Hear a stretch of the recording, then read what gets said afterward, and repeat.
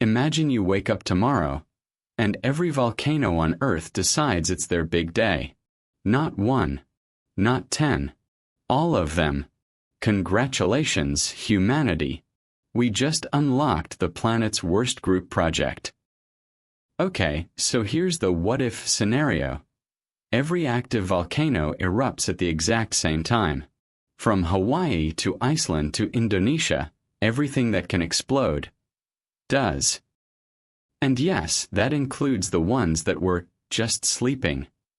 They're awake now. And they're angry. First, the obvious part, lava.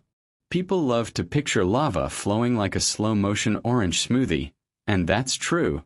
Sometimes. But the real danger isn't the lava crawling along like it's late for work. It's the fast stuff. Because along with lava, volcanoes also throw out clouds of superhot gas and ash that can race downhill faster than you can say, "Wait, is that smoke?" These clouds don't politely stop at city limits. They bulldoze everything in their path. So near volcanoes? It's immediate chaos.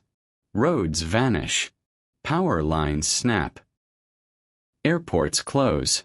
And suddenly, everyone learns a fun new fact. Ash is basically tiny rock shards, and it's horrible for engines. Planes don't fly through ash clouds. They don't power through. They quit. Midair. Now zoom out. Because if every volcano erupts worldwide, the bigger problem isn't the lava. It's the sky. Volcanoes spit out insane amounts of ash and dust, and that stuff can rise high into the atmosphere and spread across the planet. And once it's up there, it doesn't just look spooky. It starts blocking sunlight. So we get a darker, colder world. Like someone turned down the sun's brightness settings. And at first, some people might be like, finally, a break from summer. But no, not like that. Plants need sunlight. Crops need sunlight. Solar panels need sunlight. Your mood needs sunlight. And when the world gets dim and cold, farming takes a massive hit. Now add another ingredient. Volcanic gases. Some of them can turn into acid rain, which sounds like a heavy metal album, but it's actually just rain that messes up soil, lakes, and anything you didn't want ruined. At this point, you might think the oceans will save us. They're huge, right? They'll balance things out. Well, the oceans also get a surprise. Ash falls into the water, messing with marine life. Coastal volcanoes can trigger tsunamis and underwater landslides. And the air above the ocean gets weird too, because global weather patterns start acting like they forgot their password. So now we've got extreme storms, messed up seasons, and skies that look like the apocalypse is trying to win an award for Best Cinematography. But here's where it gets really wild. Volcanoes don't just erupt in random places. A lot of them sit along the edges of giant tectonic plates, which means if they all erupt together, it could be a sign that the Earth's crust is having the worst day of its life. That's a fancy way of saying earthquakes. Everywhere. Not necessarily one planet-cracking megaquake, but a chain reaction of shaking, cracking, collapsing, and why is the ground doing that? So the world is dealing with fire, ash, darkness, crop failure, and constant disasters.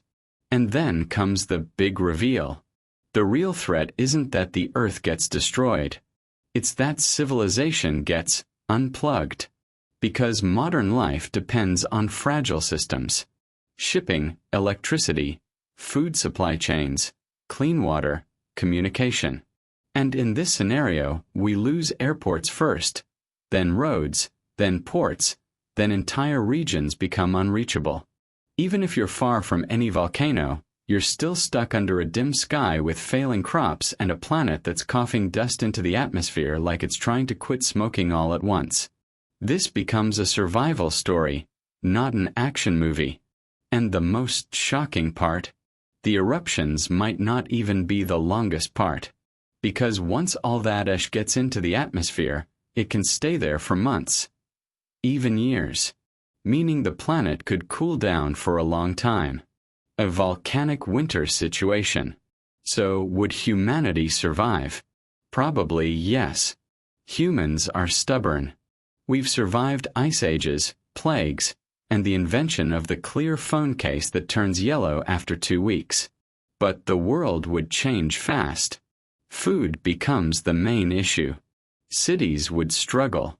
Countries would rely on stored supplies and emergency farming. And suddenly, the most valuable skill isn't coding. It's growing potatoes in terrible lighting. Eventually, the ash settles. The skies brighten. The climate slowly stabilizes. And the Earth goes back to normal. But everyone would remember the year the planet decided to become a volcano-themed fireworks show. So the takeaway is this. Volcanoes aren't just mountains with anger issues. They're reminders that Earth is alive, powerful, and totally capable of ruining your plans without warning. And honestly, that's kind of beautiful, in a terrifying way. If you enjoyed this nightmare fuel, hit like, subscribe, and tell me in the comments. Where would you rather be during the worldwide volcano eruption? Deep underground, out at sea, or in a bunker with unlimited snacks?